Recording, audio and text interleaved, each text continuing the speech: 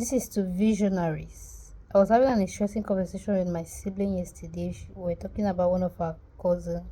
She was like, he's a dreamer. He dreams a lot because he's this kind of person that regardless of what he sees around him, he still believes there's a better future, not just for him, but for the next generation to come. And he likes to enroll people into his vision. She was like, he's a dreamer. I was like, no, he's not a dreamer. He's a visionary. And there's a difference between somebody that just dreams. There's a difference between someone that just dreams and someone that envisions the future he wants for himself.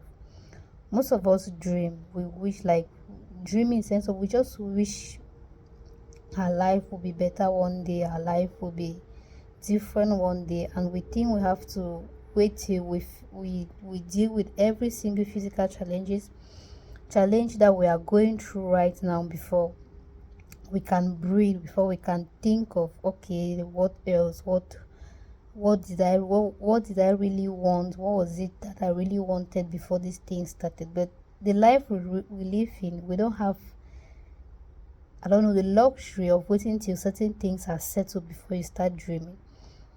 But a visionary envisions the life he wants or desires and think of how to make it happen now, because everything is possible now if you're willing to believe it and work for it.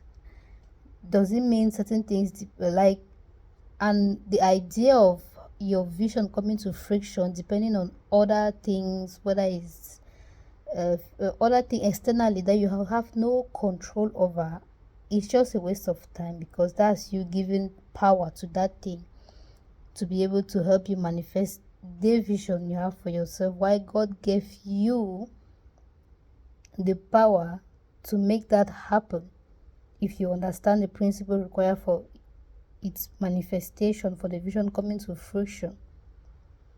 So there's a difference between being a visionary and being a dreamer. Dreamers just dream and wait till the day things will be better or condition will be set, like wait for external things to make what they want for their life happen, for them to believe that it can be possible. Visionaries believe, regardless of what is happening externally, that what they are envisioning is possible, and are willing to learn, are willing to do whatever necessary to become, to transform, to change whatever limiting belief, to release whatever they need to release in order for that vision to come to fruition. So my question to you, are you just a dreamer or are you a visionary? Because even Joseph,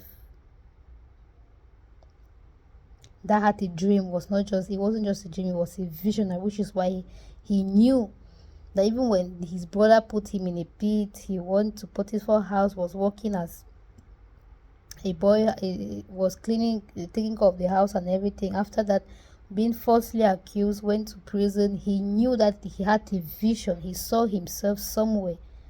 And regardless of what was happening and the time it took, he believed. He didn't wait till the conditions were ready before. That's why when he stood before Pharaoh, he wasn't talking as somebody that hopes that what he says will be taken seriously. He knew that what he says matters. He knew that what he was saying was important. And at times we are sitting on the other side of the fence thinking that no, we have to wait till. I was thinking about it. The Holy Spirit reminded me of the story of the 4 lepers in the Bible. The Bible talks of the story of lepers that were sitting outside the city, because in those times when you had leprosy, you were not allowed to live among people that were healthy. You had to live outside the city and everything. And they were sitting there hungry, like they were hungry, they had nothing to eat, and they were like, if we stay here we'll die of hunger. If we enter the city to look for food, we may be killed, because we are not so allowed to enter the city. But regardless, what is the need of staying here and dying? At least let's try. That's what visionary do. What is the need of sitting here and giving all reason why your life can't be what it is and doing nothing about it, why you could simply try to do something about it? You don't know, and they wake up, enter the city, not knowing that God has used a sound to fool the people, and they ran away thinking that war was coming, and they had abundance of food there. No, nobody knew. Imagine they had sat there, told themselves that, oh, because of the leprosy we have. Because when you're looking for excuses in life, you always have them. That's something I've learned. If you're looking for somebody to blame, you always see what somebody to blame. You're looking for something to complain about, you always see something to complain about. So you have to decide whether you want to sit and wait till external condition make your dream favorable to happen, or you have to create internal environment for yourself where your vision can find can come to fruition. That's a choice you have to be willing to make, a decision you have to be willing to take, because all things are possible now. And I believe I'm talking to visionaries, those that have dreams in them that they cannot even explain how, when.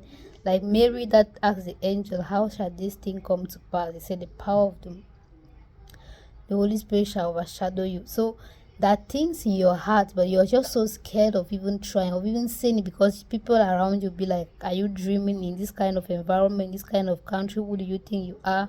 Some kind of things. And at times it kills your visions. At times it kills that seed in you that God planted in you, that if only you had the right environment, but that could nurture it, would have grown.